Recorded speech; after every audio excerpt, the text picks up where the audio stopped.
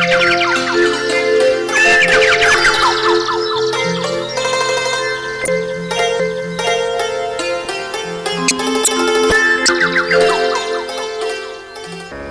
तक रहेगी जिंदगी फुर्सत न होगी काम से, कुछ समय ऐसा निकालो प्रेम कर लो श्री राम से। प्रिय भगवत प्रेमियों, जीवन की ये एक अटल सच्चाई है कि अगर मानव जीवन में सफलता को प्राप्त करना चाहता है तो उसे मित्र उस ईश्वर को ही बनाना चाहिए। परम पूजनीय सर्वश्री आशुतोष जी महाराज अक्सर कहा करते हैं, मित्र अगर कोई संसार में है तो वह है ईश्वर। महाभारत का युद्ध जब आरंभ होने वाला था तब दुर्योधन और अर्जुन दोनों ही भगवान श्री कृष्ण जी के पास सहायता के लिए पहुंचे। भगवान श्री कृष्ण उन दोनों से कहते हैं कि आपको यह चुनाव करना होगा, और वह चुनाव यह है कि इस युद्ध में एक तरफ तो मैं अकेला रहूंगा और दूसरी ओर मेरी सेना। इसलिए आप दोनों में से कौन मुझे चाहता है और कौन मेरी सेना, वह अपना अपना प्रस्ताव मेरे सामने रखे। और तब दुर्योधन ने भगवान श्री कृष्ण जी की सेना को मांगा और अर्जुन ने भगवान श्री कृष्ण को, और हम जानते हैं विजय अर्जुन की हुई। इसलिए परमात्मा को ही चुन लिया जाए, परमात्मा को ही अपना मित्र बनाया जाए। परमात्मा हर परिस्थिति में मनुष्य का साथ देता है। द्रोणाचार्य और द्रुपद की कहानी हम सभी जानते हैं। द्रोणाचार्य से यही गलती हुई थी, उन्होंने दोस्त बनाया था द्रुपद को, और दूसरी ओर सुदामा दोस्त बनाते हैं भगवान श्री कृष्ण को। और द्रोणाचार्य का हश्र बहुत ही बुरा हुआ और सुदामा कृष्ण को अपना मित्र बनाकर परम आनंद की अनुभूति करते हैं। क्योंकि संसार का रिश्ता हमारे साथ छोड़ देता है अगर हम कंगाल हो जाएं, अगर हम बदसूरत हो जाएं, लेकिन परमात्मा किसी भी परिस्थिति में हमें छोड़ता नहीं। इसलिए भक्तों ने सदा से ही ईश्वर को अपना मित्र बनाया और उसके चरणों में ही प्रार्थना की, हे प्रभु, इस बार बार के आवागमन के चक्कर से हम तंग आ चुके हैं, हमें अपने चरणों में लगाओ और इस भव सागर से पार करो। जन्म बारंबार पाया, मरण दुख हर बार झेला, पूर्ण जर्नी जठर मेया, सुख दुखों का खेल खेला। पार करना हे अगम, संसार सागर विश्व भारी। पाहि प्रभु, हे पाहि प्रभु, अवलंब तुम ही अपमुरारी। हे मुर नामक राक्षस के वध करने वाले, हे मुरारी, आप मुझे इस भव सागर से पार करिए। बार बार जन्म लेना फिर मर जाना, बार बार मां के गर्भ में आना, इस सुख दुख के खेल को खेलता खेलता मैं थक चुका हूं। इसलिए भक्तों ने परमात्मा को ही मांगा, परमात्मा के ही चरणों में सदा से ही ये प्रार्थना की। लेकिन आज विडंबना ये है, ये जानते हुए भी कि ये संसार हमारा साथ देने वाला नहीं है, फिर भी मनुष्य परमात्मा को भूलकर इस संसार की ओर ही दौड़ रहा है। सुबह होती है, शाम होती है, जिंदगी यूं तमाम होती है। अंधेरी राह पर बढ़े जा रहे हो तुम, पर आत्मा तो परेशान होती है। कुछ नहीं मालूम, लक्ष्य विहीन जीवन। आज मनुष्य उस मुसाफिर की भांति है जो गाड़ी में बैठा तो है, जो बस में, ट्रेन में बैठा तो है, लेकिन उसको यह नहीं मालूम कि उसको उतरना कहां है, उसको पहुंचना कहां है, उसकी मंजिल कहां है। इसी प्रकार लक्ष्य विहीन जीता ये अभागा मनुष्य परमात्मा को भूल गया है, जो इसका जीवन आधार है, जिसके कारण ईश्वर ने इसको मानव तन प्रदान किया। गोस्वामी तुलसीदास जी रामचरितमानस में कहते हैं, बड़े भाग्य मानुष तन पावा, सुर दुर्लभ सब ग्रंथ ही गावा। साधन धाम मोक्ष कर द्वारा, पाही न जही परलोक सवारा। कि मानव तन ही मोक्ष को प्राप्त करने का एकमात्र साधन है, लेकिन इसे अपनाकर मनुष्य विषय विकारों में अपने जीवन को ग्रसित करता जा रहा है। विषय विकारों की नदियां में डूबता जा रहा है, परमात्मा को भूलकर। एक बार एक अध्यापक ने बच्चों से प्रश्न किया, बच्चों ये तो बताओ कि परमात्मा कहां नहीं है। तब एक विद्यार्थी ने हाथ खड़ा किया। अध्यापक ने कहा, हां बताओ।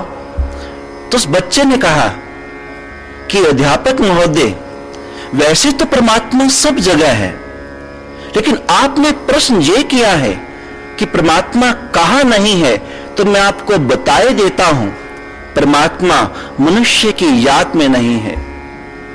आज मनुष्य सांसारिक चिंतन में डूबा हुआ है। वे अपने बनाए हुए सिद्धांतों पर जीवन को व्यतीत करना चाहता है। ईश्वर ने उसके लिए क्या सिद्धांत बनाए, उससे उसे कोई लेना देना नहीं।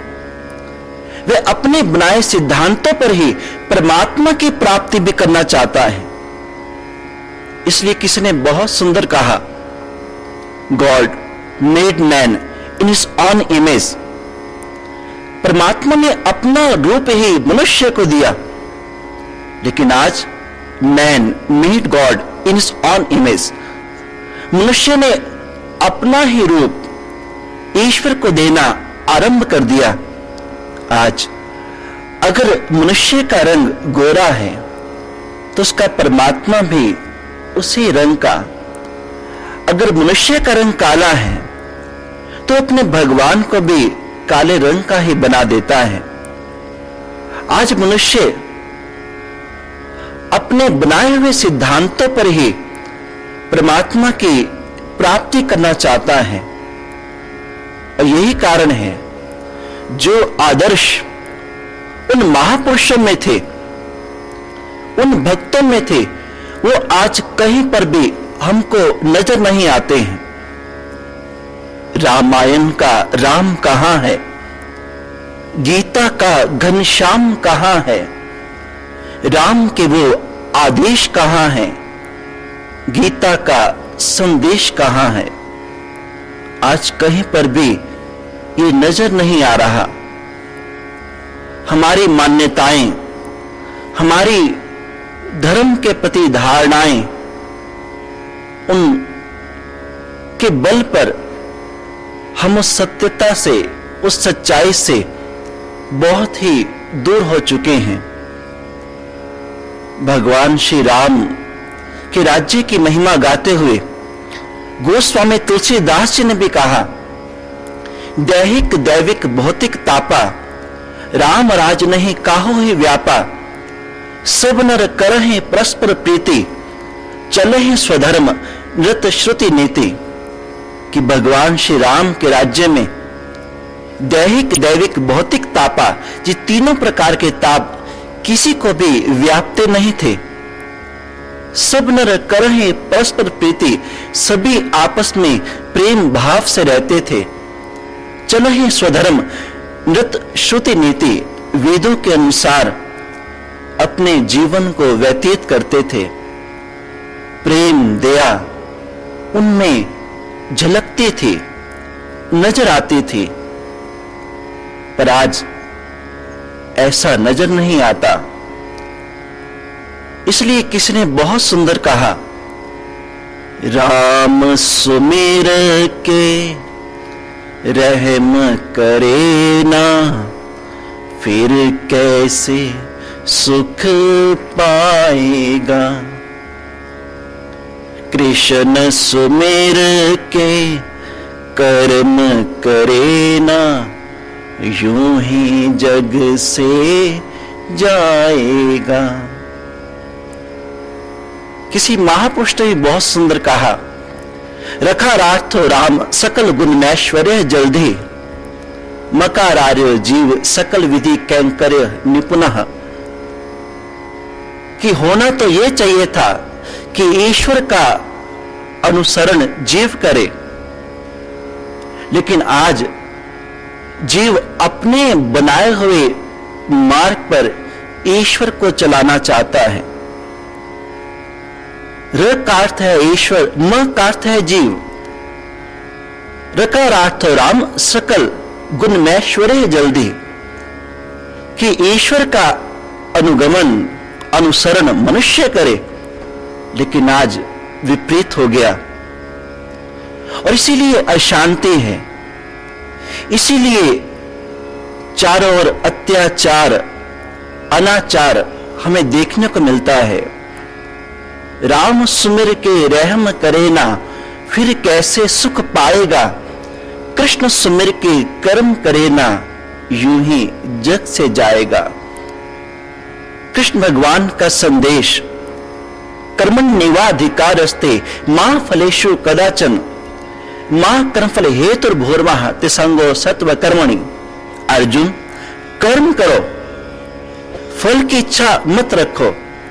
लेकिन आज कर्म फल में आसक्ति हो गई है। भक्ति मार्ग पर चलते हुए मनुष्य कर्म फल की इच्छा रखता है।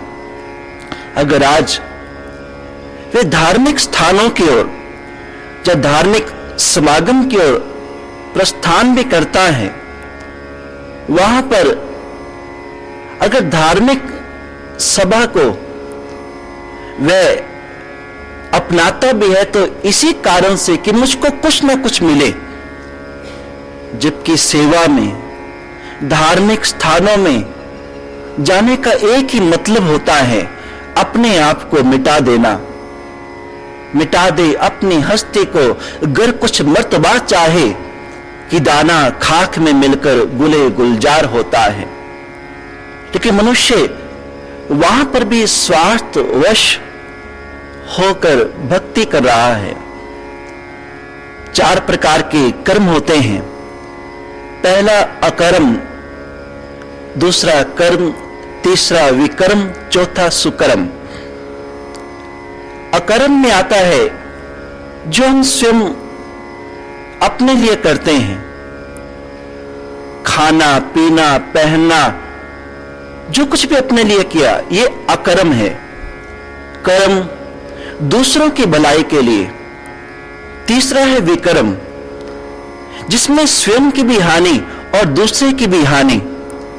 चौथा है सुकर्म, भाव आत्मा व परमात्मा का मिलाप। और यही सर्वश्रेष्ठ कर्म है।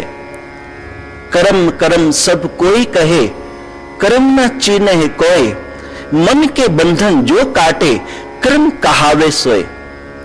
इसलिए इस कर्म को सर्वश्रेष्ठ कर्म कहा गया। सुकर्म, आत्मा व परमात्मा का मिलाप।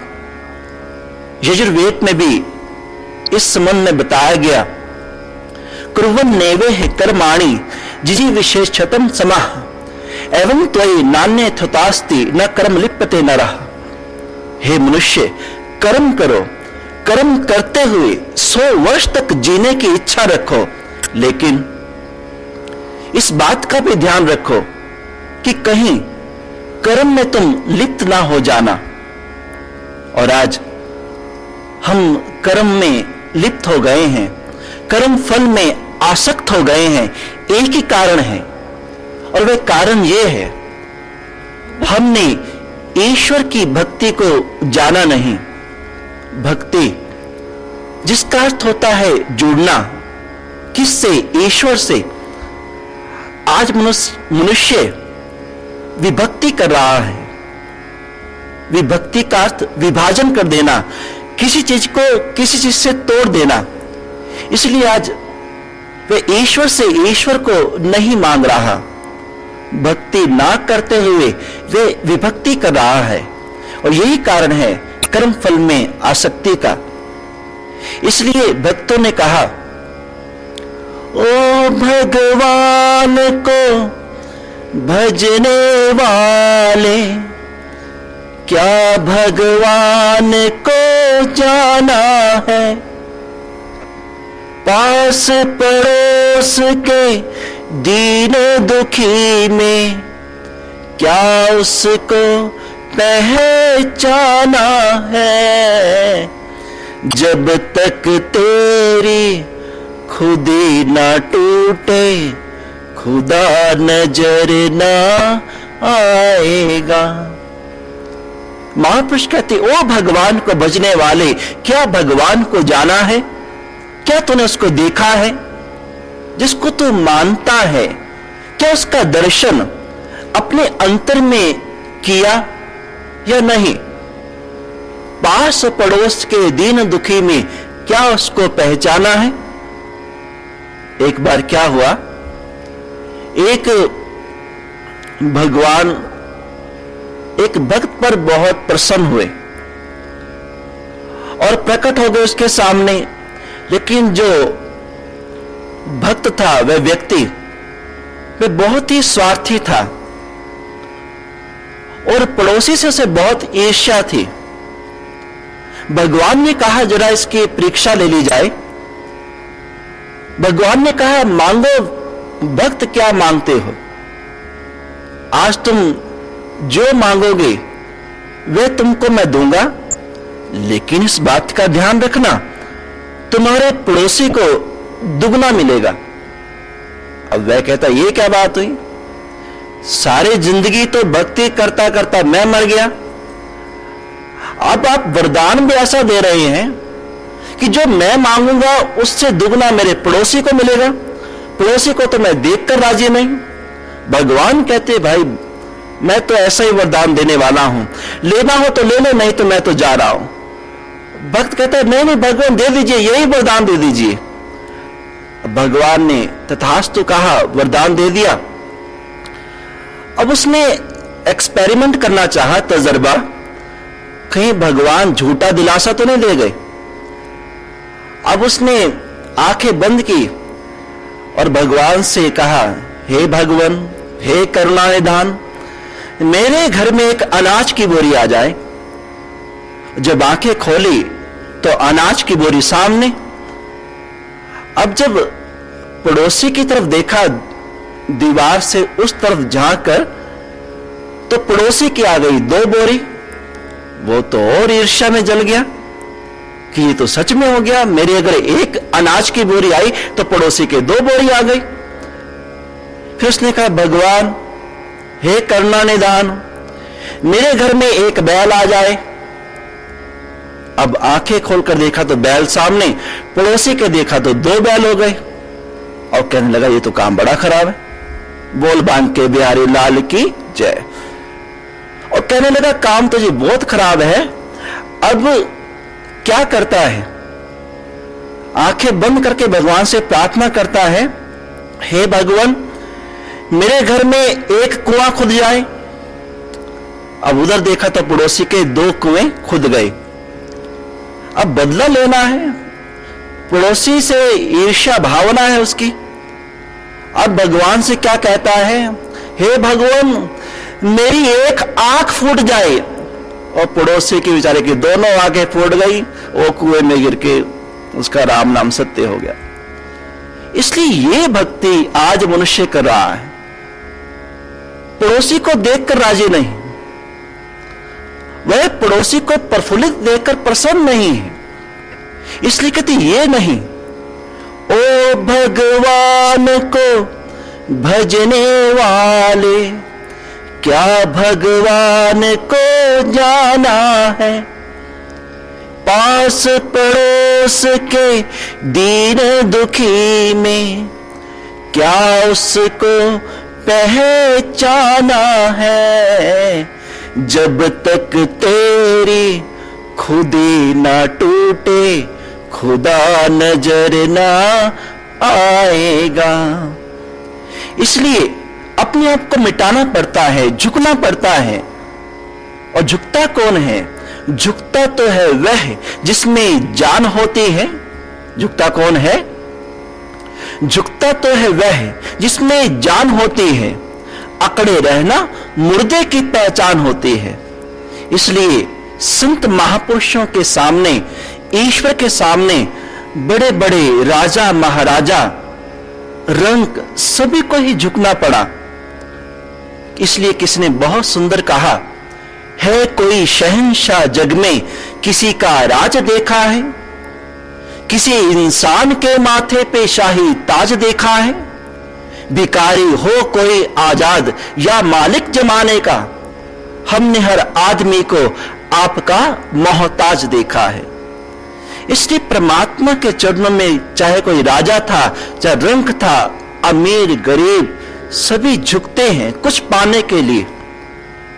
प्रभु को जानने का प्रयास करने के लिए संत की शरणागति, पूर्ण गुरु की शरणागति बहुत ही जरूरी होती है। लेकिन आज बहुत से लोग ईश्वर को जानने का प्रयास तो करते हैं, लेकिन बिना संत के, बिना किसी पूर्ण सतगुरु के, वे अपनी बुद्धि के आधार पर, अपनी इंद्रियों के आधार पर परमात्मा को जानना चाहते हैं। वह अपनी बुद्धि के आधार पर, अपनी इंद्रियों के आधार पर ईश्वर को जानने का निरर्थक प्रयास करते हैं। जबकि रामचरितमानस में गोस्वामी तुलसीदास जी कहते हैं, राम अतर्क के बुद्धि मन वाणी, मत हमार तुम सुनो सियानी, कि प्रभु राम तर्क मन बुद्धि के दायरे से बहुत परे है। लेकिन फिर भी लोगों ने ऐसा प्रयास किया। हमारा इतिहास इस बात का साक्षी है। हालांकि संसार में देखें, एक कलाकार है, वे कलाकार हास्य के नाटक में बहुत अच्छा अपना अभिनय प्रस्तुत करता है। कोई कलाकार रोने के अभिनय में बहुत कुशल होता है, कोई क्रोध के दृश्य को बहुत सुंदर अभिनय में लोगों के समक्ष प्रस्तुत करता है, और उसको देखकर हमारी बुद्धि चकरा जाती है, हम बहुत भावुक हो जाते हैं। जैसे कि एक बार ईश्वर चंद्र विद्यासागर जी एक थिएटर में एक प्ले को देख रहे थे। उस प्ले में, उस नाटक में एक बदमाश व्यक्ति एक स्त्री पर अत्याचार कर रहा है। ईश्वर चंद्र विद्यासागर इतने भावुक हो गए उस दृश्य को देखकर कि उन्होंने वहीं से अपना जूता निकाला और उस जूते को मंच पर दे मारा। वह जूता उस कलाकार के लगा जो बदमाश का अभिनय कर रहा था। जैसे जूता लगा तो वहीं पर नाटक रुक गया और ईश्वर चंद्र विद्यासागर को आभास हुआ कि ये तूने क्या कर दिया, ये तो नाटक हो रहा था, ये तो सब नकली था। और वे मंच पर पहुंचते हैं और उस कलाकार से कहा कि मुझको मेरा जूता वापस कर दीजिए। तब उस कलाकार ने कहा, ये जूता तो मैं वापस नहीं करूंगा, क्योंकि ऐसा इनाम मुझको आज तक नहीं मिला है। आप मेरे अभिनय से इतने प्रभावित हो गए कि आपको लगा सच में ही ये हो रहा है, और आपने मंच पर ही जूता रसीद कर दिया, इसलिए ये जूता तो मैं आपको वापस ही नहीं करूंगा, ऐसा इनाम मुझको कभी नहीं मिला। इसलिए एक कलाकार ऐसा करता है और हमें सत्य महसूस होता है, हमें वो सत्य लगता है। आज कल नकल को भी इस ढंग से प्रस्तुत किया जाता है कि मनुष्य असल को भी पहचान नहीं पाता है। चार्ली चैपलिन, जिसका नाम आपने सुना होगा, उनके नाम पर गांव-गांव में जगह जगह शो किए गए और उसमें सभी चार्ली चैपलिन की भूमिका निभाते थे, और जो सबसे अच्छा करता था उसको फर्स्ट प्राइज मिलता था। चार्ली चैपलिन ने सुना कि मेरे नाम पर ऐसा हो रहा है, तो वह भी रूप बदलकर वहां पहुंच गए और उस शो में उन्होंने भी भाग लिया। आप हैरान होंगे, जो डुप्लीकेट चार्ली चैपलिन थे वो तो पहले नंबर पर आ गए, और जो असली थे वो तीसरे नंबर पर। इसलिए आजकल ऐसे ऐसे कलाकार हैं जो इतने सुंदर ढंग से अभिनय करते हैं कि हम उसको सत्य ही महसूस करने लगते हैं। इसलिए वह ईश्वर, वह तो एक ऐसा कलाकार है जो हर पार्ट करने में कुशल है। कोई कलाकार रोने का अभिनय अच्छा करता है, कोई हंसने का अभिनय अच्छा करता है, हंसने हंसाने का, लेकिन परमात्मा हर प्रकार के अभिनय को भली भांति कर देता है, और ये संसार उसकी इस लीला को बाहरी इंद्रियों से जानने का जब प्रयास करता है तो वह भ्रमित हो जाता है।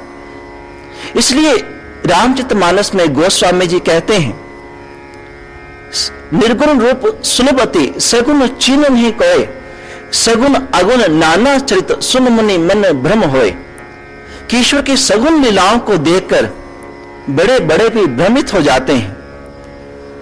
एक बार की बात है, जब अगस्त मुनि से कथा श्रवण कर भगवान शिव सती के साथ वापस लौट रहे थे आकाश मार्ग के द्वारा, तो वहां पर भगवान शंकर भोलेनाथ राम जी को नीचे रोता हुआ देख रहे हैं, क्योंकि सीता जी का हरण हो गया है। और वहां पर राम भगवान रो रहे हैं, पक्षियों से, हिरण से पूछ रहे हैं, लताओं से, पेड़ों से पूछ रहे हैं, हे खग मृग, हे मधुकर श्रेणी, तुम देखी सीता मृग नयनी, क्या तुमने मेरी सीता को देखा है? विलाप कर रहे हैं एक विरही व्यक्ति की भांति। प्रभु की इस लीला को देखकर महादेव के मुख से निकल पड़ा, जय सच्चिदानंद, जय सच्चिदानंद। सती को संदेह हो गया, जिस व्यक्ति को यह नहीं मालूम उनकी पत्नी सीता कहां है, और वो पूछ रहे हैं पक्षियों से, लताओं से, हिरण से, इन जंगली जानवरों से, उनको आप सच्चिदानंद की उपाधि किस प्रकार दे रहे हैं? सती ने कहा, ब्रह्म जो व्यापक बिरजज अकल अनी अभेद, सो कोई दिनर होई नर जाहि न जानत वेद। वे परमात्मा जो अजन्मा है, जो अजर है, अविनाशी है, माया रहित है, इच्छा रहित है, वे क्या शरीर धारण कर एक मनुष्य बनकर आएगा और ऐसे रोएगा एक नारी के लिए, एक स्त्री के लिए? इसलिए ऐसे व्यक्ति को सच्चिदानंद कहना, सच्चिदानंद शब्द का ही अपमान है। जो ही ऐसा कहा तो शंकर भगवान ने कहा, सती, जो तुमरे मन अति संदेह तो किन जाए परीक्षा ले हो। अगर तेरे मन में संदेह है तो जाकर परीक्षा करने ले लेती। और तब सती चल पड़ती है भगवान राम की परीक्षा लेने के लिए, और सीता का रूप बनाया। अब होना क्या चाहिए था? होना तो यह चाहिए था कि सीता भगवान श्री राम जी के सामने आ गई हैं, और राम भगवान जी को अपने आंसू पोंछ लेने चाहिए क्योंकि सीता जी मिल गई। लेकिन उनको देखकर भगवान राम पहचान गए और क्या कहते हैं, हे माते, आप वन में अकेली क्यों घूम रही हैं? वृक्ष के तो पिता शिवजी कहाँ हैं? जो ही ऐसा कहा तो सती तो एकदम घबरा गई कि मैं तो सीता का रूप बनाकर आई, और जो मुझे तब भी पहचान गई। और तब उसने अपने दोनों हाथ अपनी आंखों पर रख लिए और घुटनों के बल वो जमीन पर बैठ जाती है। और जब थोड़ी देर बाद हाथ हटाए तो उसको सब और राम सीता लक्ष्मण, राम सीता लक्ष्मण नजर आते हैं। और जब वापिस आई तो भगवान शंकर मुस्कुराते हुए कहते हैं, क्यों सती ले आई परीक्षा? तो वहां पर सती शिव के आगे भी झूठ बोल देती हैं, नहीं, मैं परीक्षा लेने नहीं गई थी, मैं तो आपके समान ही उन्हें प्रणाम करने गई थी। भगवान शिव ने ध्यान में देखा, अरे ये तो सीता का रूप बनाकर गई हैं। और वहीं पर उन्होंने कहा कि इस जन्म में अब इनके साथ मेरा संयोग नहीं हो सकता है। और तब से उन्होंने देह से परित्याग किया। और फिर वही सती दक्ष यज्ञ में भस्मीभूत हो गई। और फिर का अगला जन्म पार्वती का हुआ। भाव सती शिव की अर्धांगिनी है। वे बाहरी इंद्रियों के द्वारा, बाहरी बुद्धि के द्वारा राम को जानने का प्रयास करती है और धोखा खा जाती है। भगवान श्री राम उनके समक्ष एक जानकार होने का, एक खिलाड़ी होने का अभिनय करते हैं। पर जब रावण परीक्षा लेने आया राम भगवान की, तो वहां पर अनाड़ी होने का अभिनय करते हैं। कहीं पर खिलाड़ी तो कहीं पर अनाड़ी। रावण ने मारीच को कहा, मारीच तो सोने का मृग बन, सोने का मृग बन, और वे दोनों तेरे पीछे धनुष बाण लेकर दौड़ेंगे और पीछे से मैं सीता का हरण कर ले जाऊंगा। मारीच ने रावण को समझाया कि वे परमात्मा है, वे साक्षात ब्रह्म है, उसको इंद्रियों से जानने का निरर्थक प्रयास मत करो। एक बार उन्होंने ही ताड़का सुबाहु को मारने के बाद मुझे बिना फल का वाण मारा था और मैं 100 योजन दूर आकर गिरा था, इसलिए वो परमात्मा है। रावण कहता है, मारीच, अगर वो परमात्मा है तो वह भी मालूम चल जाएगा, क्योंकि परमात्मा को ये मालूम है उसकी सृष्टि में सोने का मृग बना ही नहीं। अगर वह तेरे पीछे दौड़ा धनुष बाण लेकर, वो राम, वो तपस्वी, अगर वो तेरे पीछे धनुष बाण लेकर दौड़ा तो मैं जान जाऊंगा कि वो परमात्मा नहीं है।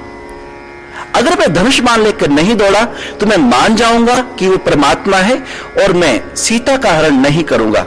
मारीच ने बहुत समझाया, लेकिन रावण ने कहा कि मेरी कसौटी तो यही है, अगर नहीं जाओगे तो मैं तुमको मार डालूंगा। मारीच ने कहा, अब मरना तो है ही, इधर रावण मारेगा उधर राम मारेंगे, और राम के हाथों मरने से ही कल्याण है। तब निज स्वर्ण मृग बना, सोने का मृग, और जैसे वे वहां से निकला कुटिया के आगे से, तब सीता जी उनको देख लेती हैं और भगवान श्री राम जी से कहती हैं, और भगवान श्री राम पीछे चल पड़े। जैसे भगवान श्री राम धनुष बाण लेके चढ़े, जैसे भगवान श्री राम धनुष बाण लेके चले, तो रावण ठहाका लगाकर हंसता है कि मारीच तो कहता था कि ये भगवान है, अरे ईश्वर को नहीं मालूम कि उसकी सृष्टि में तो सोने का मृग ही नहीं है, देखो कैसे दौड़ता चला जा रहा है। और वहीं पर रावण एक साधु का लिबास बनाकर आया, भगवा वस्त्र धारण कर आता है और सीता जी का हरण कर ले जाता है। सती की परीक्षा में भगवान श्री राम खिलाड़ी बन गए और रावण की परीक्षा में अनाड़ी बन गए। इसलिए बाहरी इंद्रियों से जिसने भी जानने का प्रयास किया है उसे बहुत बड़ा नुकसान उठाना पड़ा। रावण का क्या हश्र हुआ हम जानते हैं। इसी प्रकार जो विराट स्वरूप अर्जुन को महाभारत की युद्ध भूमि में भगवान श्री कृष्ण दिखाते हैं, वही विराट स्वरूप दुर्योधन को भी दिखाया। दुर्योधन ने जब विराट स्वरूप को देखा, जहां पर भगवान श्री कृष्ण संधि प्रस्ताव लेकर आए थे कि युद्ध ना हो, पांडवों को उनका स्थान दे दिया जाए, तब दुर्योधन ने कहा था कि आप स्थान लेने की बात करते हैं, मैं उनको सुई की नोक जितनी जगह भी ना दूंगा। और वहीं पर भगवान कृष्ण ने विराट रूप प्रकट किया था। तो उस विराट रूप को देखकर दुर्योधन कहता है, ये छलिया है, ये तो जादूगर है, इसको पकड़ लिया जाए। और भगवान श्री कृष्ण बहुत तेजी से वहां से निकले, लेकिन उसी विराट स्वरूप को अर्जुन को दिखाया तो अर्जुन उनको भगवान कहता है। इसलिए बाहरी नेत्रों से, बाहरी इंद्रियों से जिसने भी जानने का प्रयास किया, वह अपने जीवन में बहुत बड़ी हानि उठा जाता है। वह ईश्वर के नजदीक होते हुए भी ईश्वर को पहचान नहीं पाता। अब आपका यह प्रश्न होगा कि अर्जुन ने भी तो विराट स्वरूप को देखा, लेकिन भाइयों बहनों भगवत प्रेमियों, अर्जुन को भगवान श्री कृष्ण ने जो विराट स्वरूप दिखाया, उन लौकिक चक्षुओं से नहीं, वह दिव्य चक्षु के द्वारा उसके अंतर में ही प्रकट किया, उसके भीतर में उसको ये दर्शन करवाया। अपने भीतर में जानने के बावजूद अर्जुन भगवान श्री कृष्ण को समझ पाया, नहीं तो बाहरी तौर पर वह भी समझ नहीं पा रहा था। जब कृष्ण भगवान ने अर्जुन से कहा, अर्जुन जो मैं तुझको जो उपदेश दे रहा हूं, यही मैंने आदि में विवस्वान को, विवस्वान ने मनु को और मनु ने इक्ष्वाकु को दिया। तो अर्जुन कहता है कि यह संभव कैसे है, ये द्वापर युग चल रहा है और आप बात कर रहे हैं आदिकाल की, ये कैसे संभव है। तब कृष्ण भगवान ने अर्जुन से कहा, अर्जुन तेरे और मेरे बहुत जन्म हो चुके हैं, फर्क इतना है कि मैं सभी जन्मों को जानता हूं और तू किसी जन्म को नहीं जानता। महापुरुषों से भक्तों का संबंध जन्मों जन्मों का होता है। अर्जुन, ये जन्मों जन्मों की कहानी है। आज भी गुरु महाराज जी के पास बहुत से लोग आते हैं और उनका ये प्रश्न होता है कि हम तो ऐसे आस्तिक भाव वाले नहीं थे, हम तो कोई धार्मिक भाव वाले नहीं थे, हमें इस सत्य की अनुभूति, इस ब्रह्म ज्ञान की उपलब्धि किस प्रकार हो गई, हमारी तो उम्र भी बहुत छोटी है। तब गुरु महाराज जी ने बताया कि आप अपने पिछले जन्म को नहीं जानते, इसलिए पिछले जन्म में आपने बहुत खोज की है, जिसका फल यह है इस जन्म में आपको बहुत जल्द उस सत्य की अनुभूति हो गई। इसलिए महापुरुषों से संबंध एक जन्म का नहीं, कई जन्म का होता है। इसलिए किसी ने बहुत सुंदर कहा, कई जन्म से बुला रहा है, कोई तो नाता जरूर होगा। कई जन्म से बुला रहा है, कोई तो नाता जरूर होगा। गुरु को अब भी समझ ना पाया तो तेरी नजर का कसूर होगा। गुरु को अब भी समझ न पाया तो तेरी नजर का कसूर होगा। कई जन्म से बुला रहा है, कोई तो नाता जरूर होगा। इसलिए कृष्ण भगवान ने भी अर्जुन को कहा, अर्जुन ये जन्मों जन्मों की कहानी है और इन बाहरी चरम चक्षु से तू मुझे पहचान नहीं पाएगा, इसलिए मैं तुझको दिव्य चक्षु प्रदान करता हूं। और जैसे ही दिव्य चक्षु प्रदान किया, दिव्यम ददामि ते चक्षु पश्चिमे योगमेश्वरम, अर्जुन अपने अंतर में हजारों सूर्यों के प्रकाश को देखता है, उससे भी अधिक। दिव्य सूर्य शस्त्रस्य भवे दिग पद्धति था, यदि भा सदृशी सा स्यात् भास्तस्य महात्मनः। यदि भा सदृशी सा स्यात् भास्तस्य महात्मनः। कृष्ण भगवान ने पूछा, अर्जुन तुम क्या देख रहे हो? अर्जुन कहते हैं, मैं हजारों सूर्य से भी अधिक प्रकाश अपने भीतर में देख रहा हूं। फिर उसने चतुर्भुज रूप विराट स्वरूप का भी भीतर में ही दर्शन किया और तब वह समझा, तब वह जाना। इसलिए बाहरी चक्षुओं से, बाहरी इंद्रियों से कभी भी परमात्मा की पहचान नहीं होती है, ईश्वर जाना नहीं जाता है। उसके लिए उस दिव्य दृष्टि की आवश्यकता है। श्री गुरु पदलख मणिगण ज्योति सुमृत दिव्य दृष्टि ही होती, जिसके संबंध में महापुरुषों ने भी कहा, गुरुबाणी में भी, गुरु प्रसादी बूजिया जहां वेकार एक है, हर बिन और न कोई, कहो नानक ए नेत्र अंध, कहो नानक ए नेत्र अंध से सतगुरु मिलिए दिव्य दृष्टि होई। जब दिव्य दृष्टि खुलती तो भीतर में प्रकाश ही प्रकाश हो जाता है। 9 दरवाजे कायकोट है, 10वां गुप्त खीजे, वज्र कपाट ना खुलनी, गुरु शब्द खुलीजे। गुरु खोलता है, और जैसे ही वह दृष्टि खुलती है भीतर में प्रकाश ही प्रकाश। जे सो चंदा उगवे सूरज चढ़े हजार, एते चरण होंदिया गुरु बिन कौर अंधार। इसलिए ये है ईश्वर को जानने का सही प्रयास, उस दिव्य दृष्टि का जागृत होना, उस 10वें द्वार का खोलना।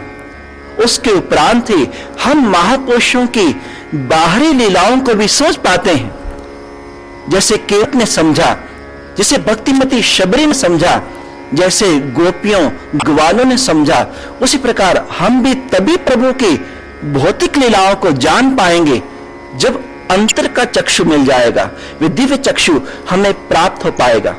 गुरु शब्द का अर्थ ही ये है, गु अंधेरा जानिए रू कहिए प्रकाश, मेटे अज्ञानतम ज्ञान से गुरु नाम है तास।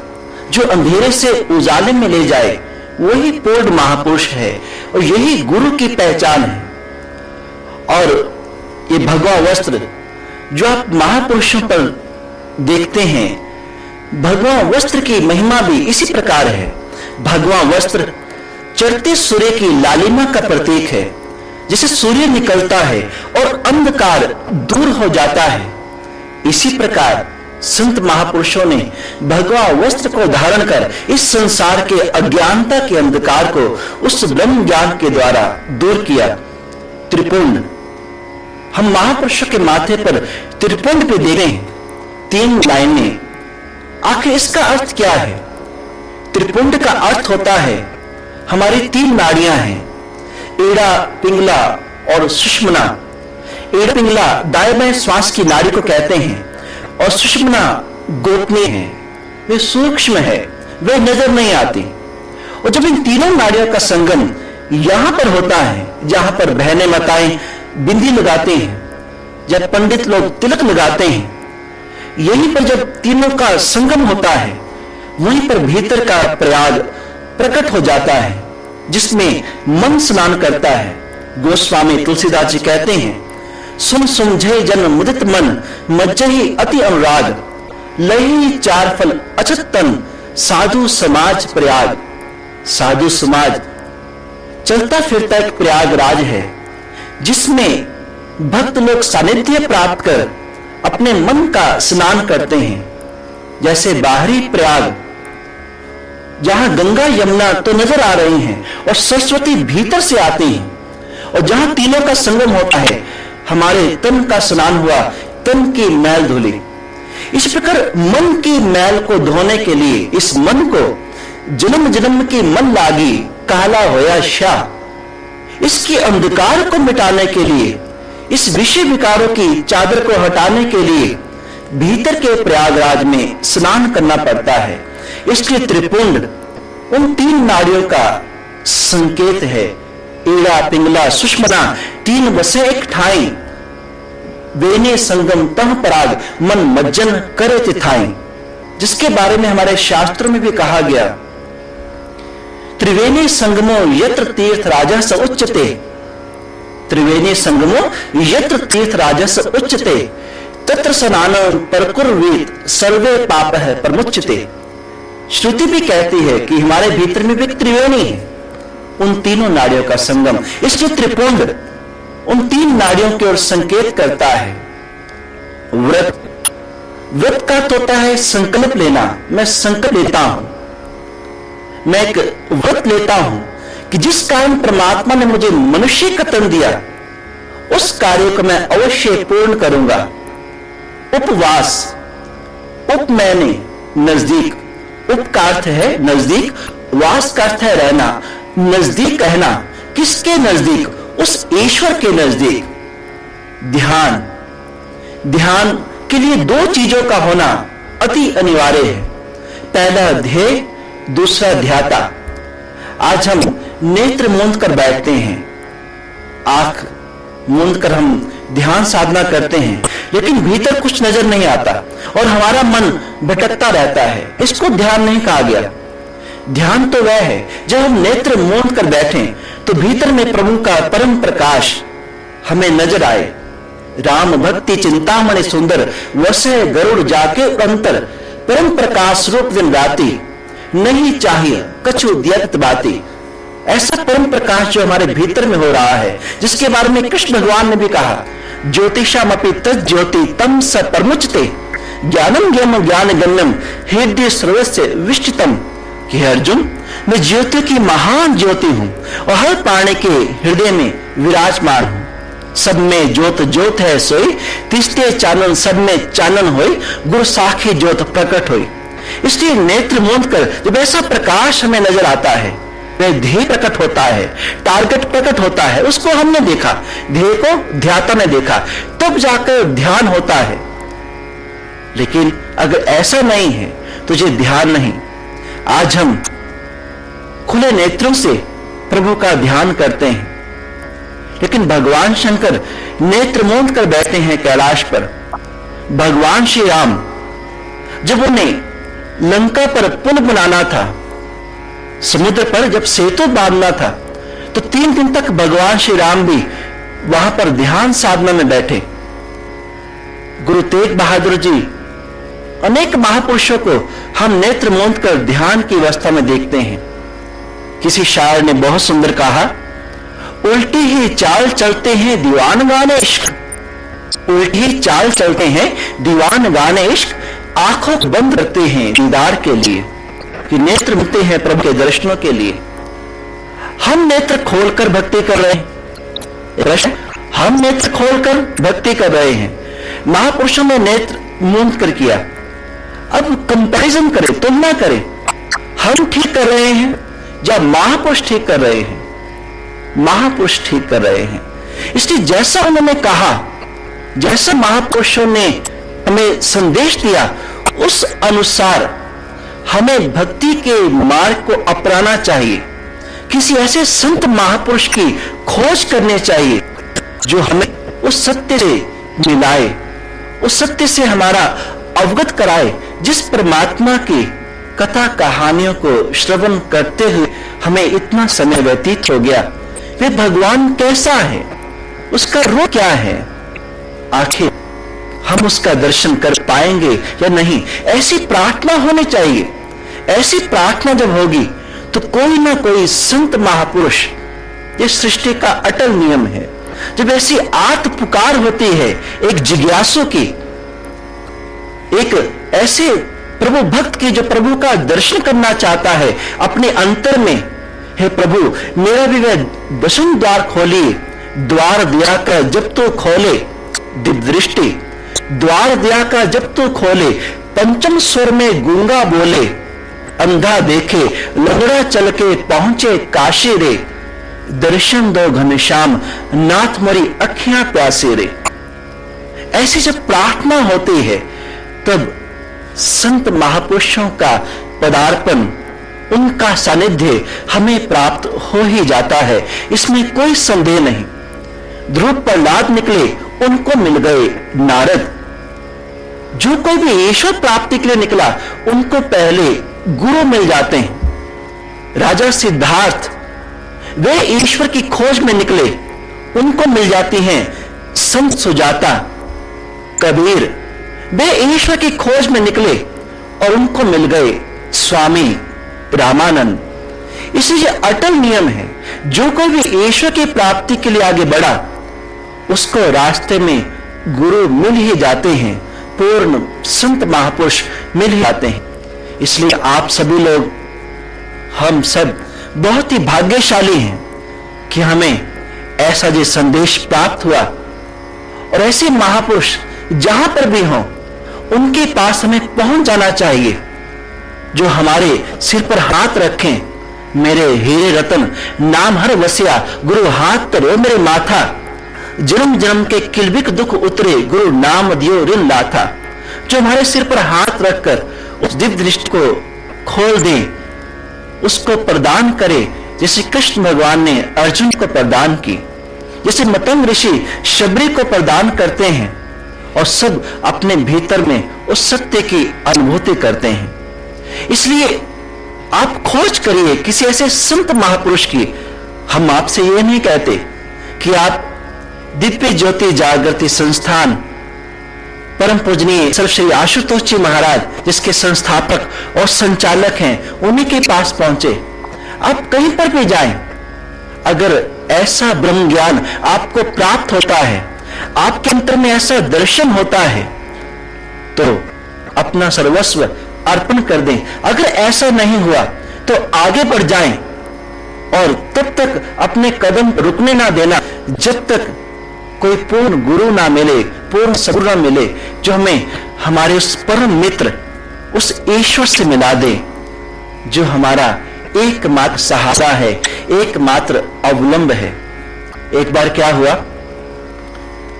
लंका पर जब युद्ध की तैयारियां चल रही थी, समुद्र पर पत्थर भगवान श्री राम के नाम से मल और नील उनको स्पर्श करके फेंक रहे हैं, और पुल बनता जा रहा है। तो भगवान श्री राम ने सोचा, भक्त लोग कार्य में लगे हैं, तो हम क्यों पीछे हट जाएं? भगवान श्री राम आगे बढ़े, पत्थर उठाया, और जैसे नदी में फेंका तो नदी में पत्थर वो डूब गया। जैसे पत्थर डूब गया, उस समुद्र में डूब गया। अब भगवान श्री राम कभी इधर देखते हैं, कभी उधर देखते हैं कि भाई किसने देख तो नहीं लिया। अब जरा पीछे मुड़ के देखा तो वहां हनुमान जी खड़े थे। बोलिए पवन सुत हनुमान की जय, वीर बजरंग बली की। हाँ, जरा जोर से, वीर बजरंग बली की जय। अब हनुमान जी पीछे खड़े थे। भगवान श्री राम उनको मुस्कुराते हुए देख के समझ गए कि अब ये जरूर कुछ ना कुछ करेंगे अपना कार्य। भगवान श्री राम उनके पास पहुंचे और हनुमान जी के कंधे पे हाथ रखा। कहते, हनुमान जी, किसी को बताइएगा नहीं कि मैंने पत्थर फेंका और वो समुद्र में डूब गया, किसी को नहीं बताना। हनुमान जी कहते कि मैं तो शोर मचाऊंगा, मैं तो सबको डंके की चोट पे बताऊंगा। भगवान राम कहते हैं, भाई इसमें बताने की क्या बात है? अरे वो क्या सोचेंगे कि वो पत्थर फेंक रहे हैं तो तैर रहे हैं, और मैं फेंक रहा हूं तो डूब गया। जल में तैरे मेरे नाम से पत्थर बड़े बड़े, डूब गया मेरे हाथ का पत्थर, देखे राम खड़े। जल में तैरे मेरे नाम से पत्थर बड़े बड़े, डूब गया मेरे हाथ का पत्थर, देखे राम खड़े। और कहते, हनुमान, इसमें ऐसी कौन सी बड़ाई है जो तुम मेरे को बताओगे? हनुमान जी कहते, जी इसमें तो बहुत बड़ा रहस्य है। राम भगवान कहते, मुझे भी जरा वो रहस्य बताना, आखिर क्या रहस्य है इसमें?